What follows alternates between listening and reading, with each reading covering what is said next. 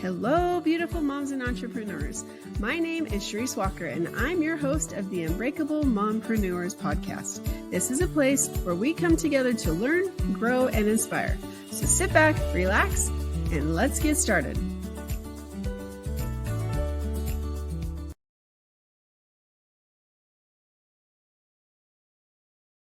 Hello, Unbreakable Mompreneurs. Are you thinking of starting a podcast, or you have started a podcast, but it's not going anywhere? Maybe your dog listens to it because there's not a lot of listeners, and you're just wondering, is this really the thing? So today I have a fantastic guest, Alesia Galati, and she is the podcast queen, is what I'm going to call you. So without further ado, my name is Charisse Walker, your host, and we're going to turn it over to Alesia. Why don't you introduce yourself? Yes, thank you so much for having me, Charisse. I'm so excited to be here. I love talking about podcasting. And yeah, I've been podcasting since 2018, but I can tell you the first moment I discovered podcasting in 2016 and was like mind blown. And I loved this idea of being able to, I'm a lifelong learner, to be able to learn on my drives, my commute to and from the babysitters and then to my job, and to be able to do that instead of listening to the same 5 songs on the radio. And so I remember the first 3 podcasts that I listened to and just being like, oh my goodness. And then going to my coworkers and being like, did you know what podcasting is? And they're like, what in the world are you talking about? So I'm an OG podcast listener, but I love listening, and then started my own in 2018. And I am now at the point where I have launched 5 podcasts for myself and over 25 for other people. So it's something that I love to do, super passionate about it. Fantastic. My daughter, she struggles with mental illness, and it was so cute because she said the only thing that she was able to heal herself basically is she said that she found art, Jesus, or she says God, and podcasts. Nice. And so for her, it's a huge thing, and it's been very, very helpful. And I know many people feel like you, they travel and you're listening to something in the car or whatever, but there's so many different types of podcasts. So somebody that's listening to this thinking, I want to start my own, what is your advice? Yeah, so this might sound a bit counterintuitive, but I actually don't think everyone should have a podcast. And here's why. Most of the time, people who get into podcasting, they get to about 8 episodes, and I believe it's about 60 to 70% of them stop after 8 episodes because they don't realize how much time and effort goes into creating a podcast. I mean, Charisse, it's a lot of effort managing guests. Even if you're just doing solo episodes, like having to come up with the content, always keeping your audience in mind. And so a lot of people stop podcasting. I don't want to call it a failure because it's not. You learned something, I'm sure, from doing that adventure, but they stopped doing it. And then at about 25 episodes, a whole 90% have completely fallen off. So I don't think that everyone should have a podcast. I think that if you're dabbling with this idea of having a podcast, go back to writing down or vocalizing, if you're an external processor, what would it look like to have a podcast? Maybe you have a TikTok live series, or you do Instagram lives or LinkedIn lives. Maybe you do some of those a few times to see how that feels. Very low bar to entry, something you can easily do. Or be a guest on other people's podcasts. I had someone come to me and she was like, I want you to help me launch my podcast. And I was like, cool, tell me more about your topic. And she couldn't really articulate it in a way that could reflect, hey, this is a great idea. Like, you should be able to sell me the topic with me not knowing anything about it. And so I told her, I said, I honestly don't know that you're ready just yet. Give it a year or 2 of really fine tuning your message and go be on other podcasts. And then think about, okay, these hosts are asking me these questions.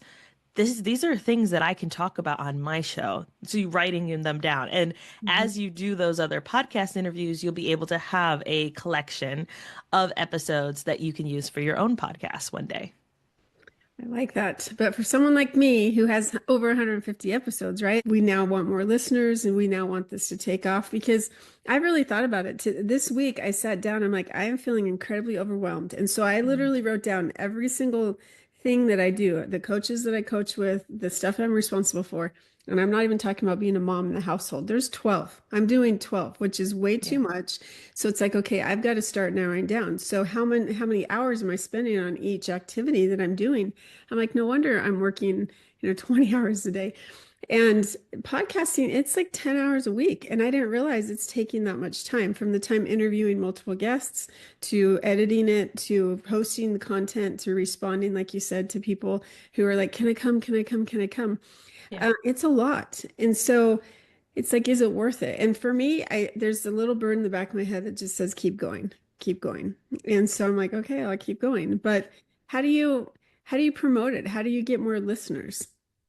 Yeah, so I would actually say before we get to the I want more listeners, take a second and really reflect on your goal.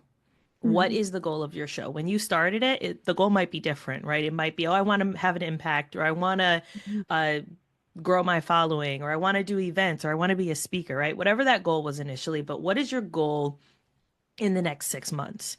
Do you want more listeners? Do you want to have a bigger impact? Do you want people to be sending you DMs saying, this changed my life?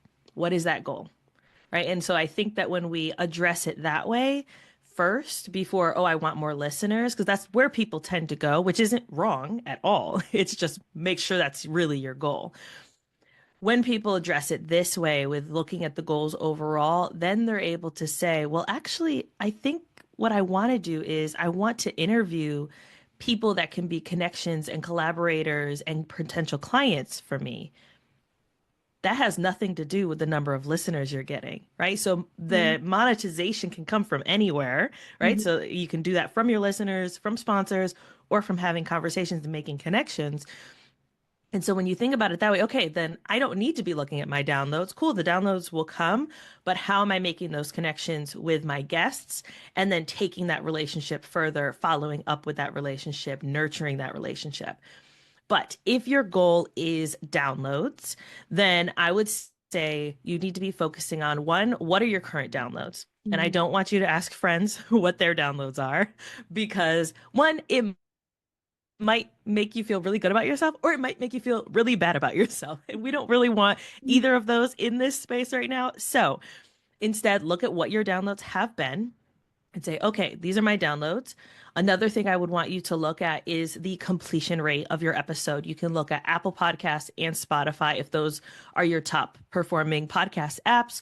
Look on the back end of those and see how far into your episodes are people listening. From what I've seen, because there's no actual data on this, but from managing so many podcasts, what Mhm. I've seen is that it's about 50 to 65% of an episode that people tend to listen through. Now, some people might be higher, some people might be lower, but that's about what the average is. Mhm. And so that tells me, okay, if my listeners are dropping off at 50%, and that's just, oh, they pressed play for that one amount of time. So maybe they're commuting and my episodes are 40 minutes long. They have a 20-minute commute. And so they didn't listen to the whole thing in one sitting. Good to know.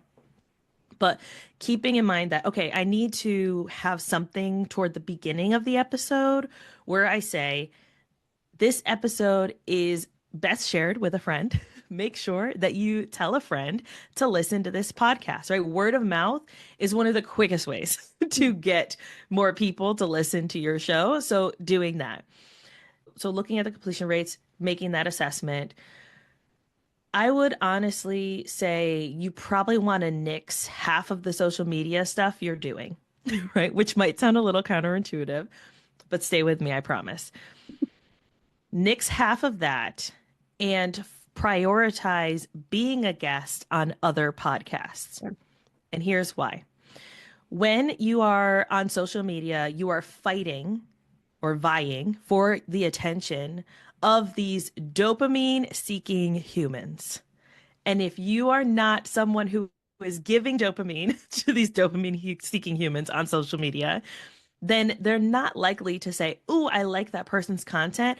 I'm Mhm. going to go listen to the podcast." that transition does not happen on social media. It's them having to see you over and over and over again. And then maybe they check out your stories, and then maybe they see that you shared a Spotify link, and then maybe they click on it, right? That's a lot of maybes in there, and I don't like banking on maybes. So instead, be a guest on other shows. And we've seen clients double and triple their downloads doing this really strategically, being a guest on other people's shows and making sure that you clearly state when they're like, where can people connect with you? You're probably on your podcast app. Go listen to me over here.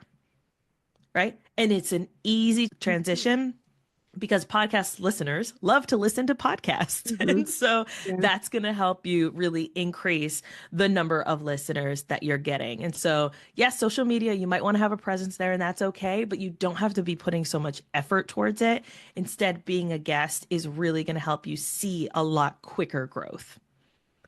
That is great advice because so many people have different opinions and they're like, oh, you have to be doing this, do this, do this. And why not go where people are shopping, right? Yep. And or consuming. And that's the best place is to be on others. And that's honestly, I've started doing that and I have noticed an uptick. So it's good advice. Love that. All right. So I just have to ask a question then. Sometimes people have, like the host, they'll have this huge long commercial about themselves and they'll talk about all this stuff and they'll offer all this stuff and then they dive into it. So it could be anywhere from 30 seconds to 3 to 5 minutes of all this Yes. stuff at the beginning. Well, not 5 minutes, I would say 3 minutes. And then it goes into the guest. What is your advice on that? Because usually I've heard it's 3 seconds to grab their attention or they're out. So just wondering what you think. Yeah, so I've transitioned my show, I would say 2 years ago. It was more where it just went into my intro, right? So, hey, I'm Alicia. Welcome to the podcast. Here's more about the show. Here's where you can connect with me, etc. And it was maybe about a minute and a half Mhm. of that where they can skip through if they want to, right? It's not an ad where they can't skip it. But what I did was now I have about a 30-second setup for the episode where I start with a hook, something to grab their attention, like you did here, where you said you're probably thinking about starting a podcast, or maybe you have one and you're feeling really overwhelmed. You got their attention. Right. Then you might have a little jingle in there or a little dinger or whatever. And then saying, here's who I am. This is what I do. Today we're talking to so and so. I'm super excited to chat with them. And then going into the episode. You don't really have to oversell it if you're using your podcast to sell your own services, right? And I think that a lot of entrepreneurs do. One thing that you can do is make sure that in your solo episodes, you are sharing very clear examples of how people work with you. So, like I mentioned, hey, I had a client who was really strategic with their Mhm. podcast guesting, and they were able to double and triple their downloads. It's a real story, right? I'm not making it up for fluff. But then it puts the listener in a mind of, I want that. I wonder how I could get that. They see themselves in the shoes of the person who was able to see success. And so in your solo episodes, and I highly recommend that people have solo episodes so that way your listeners get to know you a lot better and you're able to show up as an expert in your field. And so being able to have those examples of here's how people worked with me, here's what happened, and here's how you can work with me as well. And actually tell people, hey, this is what I have to offer. Because I think we swing either one way where we're maybe over promoting in a really weird kind of way, Mhm. or we're under promoting. And like I've had people come to me and they'll say, I want to generate leads from my show. And I'm like, cool. When was the last time you told people how to work with you? And usually they're like, I don't know. And I'm Mhm. like, okay, here's your challenge. In the next 5 episodes, I want you to mention how to work with you 3 times. Oh, wow. Okay. There you go. It's just simple, right? Mhm. And it could simply be at the end of the episode, hey, here's how to connect with me if you're interested in working with me, or it could be something at the beginning, right? If you want to capture them in that first 50% of the episode. So you get to decide what that looks like for you. Oh, such good advice. Because any mentor, they'll always say you have a hook, a story, and then an offer. And then I'm like, oh. And so I actually did. I used to have like a 26-second intro and I cut it to just where there's a little bit of music and then boom, and then it just comes in. So you'll notice that. But and then it's the hook, right? And then we have the story, but then I never make the offer at the end. Maybe by this time, because you're a couple episodes out, but it's true. I thought, okay, I've got to start changing this up because it can't just be as much as I enjoy it. And if I could do it all day, every day, I would. But I also have other stuff I need to do. And so it can't just be me having, I love this part of my life or I wouldn't keep doing it. The conversations with people like you, but there has to be another thing. And so, yeah, what do I offer? How do I do it? Because I always put it in the show notes, but I used to think I don't want to like rain on your parade as the guest. And I'm like, wait a Mhm. second, but it's my podcast. Yep. And so things are changing, but it's just that's something that people are so afraid to do the ask. And a lot of times they don't know to do the ask because they don't know what to ask. They don't know what their offer is. They don't know what they're doing. And I was thinking this is just something to help women and moms who are thinking about starting a business or who have a business and how to grow. So that was my whole purpose, is just to be nice. And then I thought, no, there needs to be more to this now. Been doing it too long. And so Yeah. it's great advice. Let's get to the monetization part of it. Yeah. Because a lot of people, like if you go to the Apple, you have to have like 2,000 downloads or 1,000 or 10,000. I can't remember. But how do you monetize? So there are a few different ways that you can monetize. The most prominent that people see is sponsors. And you have to typically have around 10,000 downloads per month Okay. for about a weekly show to be considered by a lot of these Mhm. podcast sponsor companies. So keep that in mind. Now, the majority of us are not going to get that. And that's okay, right? You can still monetize other ways, but the majority of us are not going to get that. Now, one of the few ways that I love to monetize is through affiliates. And so I podcast about podcasting, and there are a lot of products and a lot of different podcasting services that I use that I talk about throughout my episodes. And so I recently did one with someone about Pinterest and using Pinterest for podcasters Mhm. and for your episodes and making sure you're sharing it there. And she likes a certain software that schedules out pins, and I like a different software that schedules out pins. And so I said to her, I said, we'll make sure that we add your link, your affiliate link in the comments. Anyone who's interested in looking at that will have that link in there. And then I use this software, we'll have the affiliate link in there. There's no extra cost to the listener if they decide to use that. But because the content was around that, it made sense to say, hey, I could get a 20% kickback from this. Why not? Why not share it, right? If it's a product I know and I love, then you can hear the excitement of the my how I feel about the product in Mhm. my voice, which makes the sale a lot easier. So that's another way. One way I love to work with people is when they're selling their own products and services. That is my all-time favorite one because the content tends to be a little deeper. It tends to be a more thought out and strategic, which I'm all about the strategy. So I'm like, yes, I love it. I eat it up. And so selling your own products and services. Now that could look like mini courses. It could look like low ticket offers. So maybe it is a downloadable checklist for $9 or something like that. Also, memberships are another place. So if you wanted to have a membership based on your podcast or around your business, then you can funnel people from the podcast into connecting with you further. Another one is actually selling your coaching or your group programs.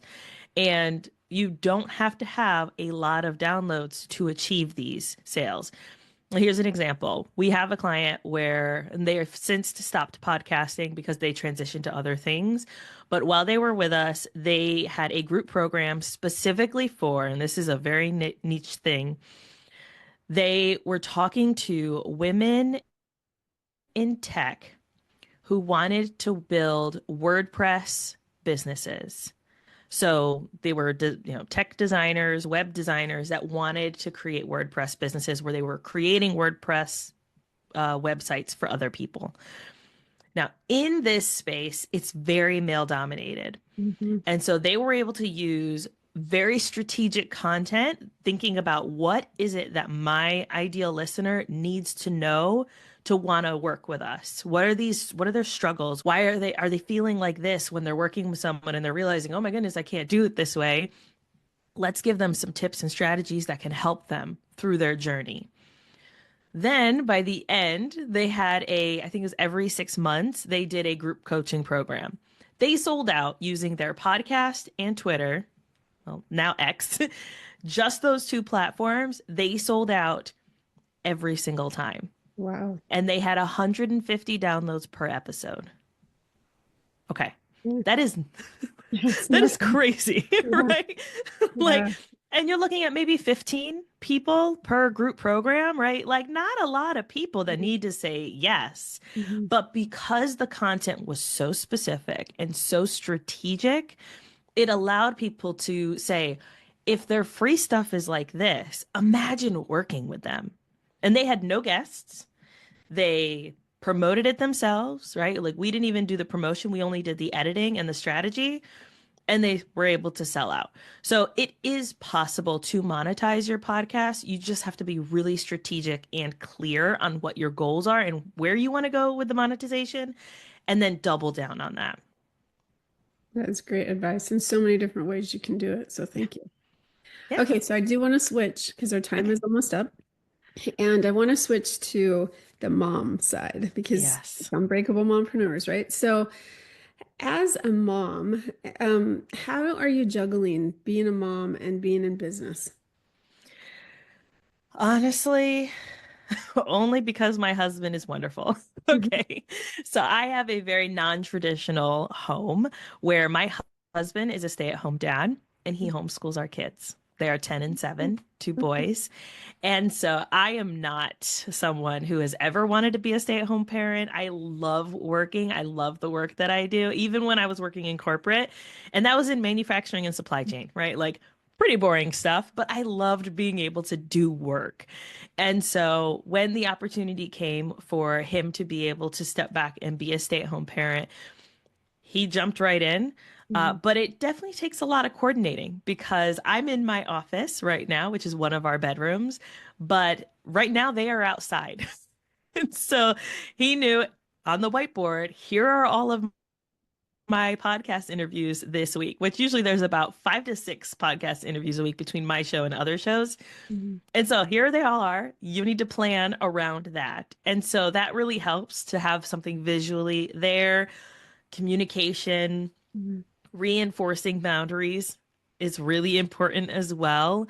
But yeah, it wasn't easy at the beginning. This whole working from home thing is really hard. And I Mhm. think that a lot of us moms felt that. So even though he is the default parent, I still tend to be a default parent as well, where it's like, oh, go see mom because you're hurt, right? And Mhm. I'm like, no, I'm trying to work. And so having to reinforce those boundaries of like, you're going to have to wait. Mhm. And sometimes I feel bad about that because mom guilt is real. Mhm. But then I also have to be like, no, I'm doing this work so that I can provide financially for my family, so that I can be a better, more holistic human being because I need all these different parts of myself. So that's how I manage it with his help as well as with those boundaries. Helps a lot. Yeah, I was the breadwinner for a long time. And it is hard because you get that constant praise from people, like even on the show, oh, you're so great. Thank you so much for being on. And now my girls are really good at this. Like I have six, but my younger two, everything that I do, it's mom, thank you so much. Like I do get that satisfaction from them, but it is a different type of thing. So for a mom, you're giving, people are different. And so Yeah. what you need, another person isn't as important about that. And they can be fine staying home all day and having the most immaculate house ever that's always looks like a museum, which I wish. I'm like, can I hire you to come to my house now? Like my husband, Right. he's wiping off the counters last night and he's mad. I'm like, hey, thanks for doing that. You know, I'm gonna go back to work now. Yep. So, it's just it's everyone's different. And I think that's what I want people to know is you cannot compare yourself to somebody else. And just like with your podcast, you can't compare to somebody because you have two different missions, you have two different purposes. And so what one person's doing where they're downloading millions, another Yeah. person it's different. The last question I have is, if you are sitting on a park bench and you're watching your boys play at the playground, and this 9-month pregnant woman comes up to you and sits down, first time mom, and you have a conversation and you think about, oh yeah, I remember the first time we're in the hospital till now. What is one piece of advice you would give her? The first 2 years, you won't feel like yourself, and that's okay. Mhm. Like you will get to the other side and you'll feel human again, and it's okay. Like give yourself so much grace in the first 2 years. I hate that we put all these expectations on new moms because those first 2 years, I mean, I went through postpartum depression with my first one, went through a lot of work to hope that I didn't go through it with the second one. Mhm. And my relationship was really rocky because my body didn't feel like my own, right? And then he wanted to touch me, and I'm like, I don't want to be touched. I love you, but like, don't touch me, right? And like, all of those feelings are valid. And usually around 2 years later, after giving birth, you start to feel a little more like yourself, and you will get to the other side, and it's okay.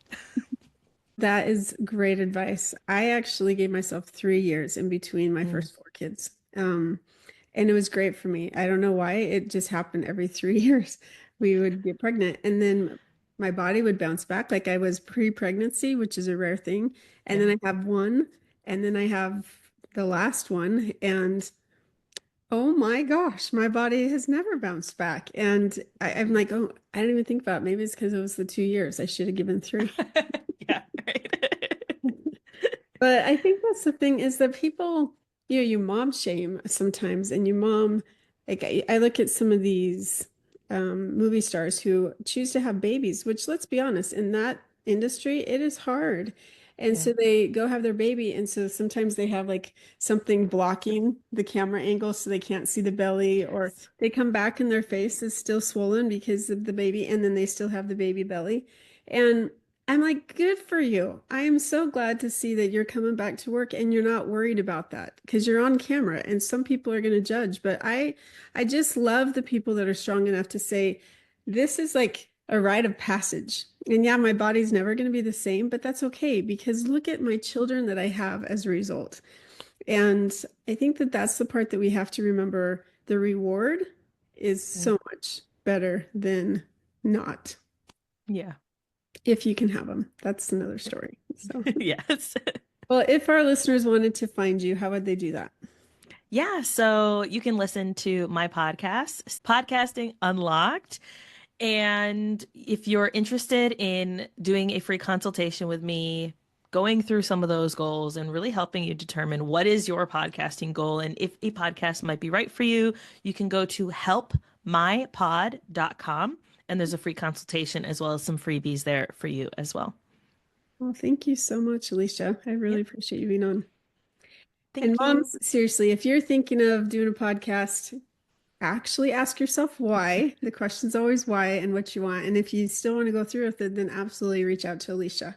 And if you're struggling with relationships or you're struggling with business or real estate, then call me because I would love the opportunity to have a conversation with you as well.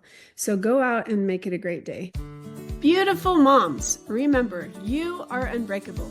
Keep illuminating the world with your strength, pursuing your dreams, and reveling in the splendor of motherhood. This is Charisse Walker, bidding you farewell for now. Stay tuned for more empowering conversations on the next episode of the Unbreakable Mompreneurs podcast. Until then, keep shining bright. Signing off with love, Charisse Walker.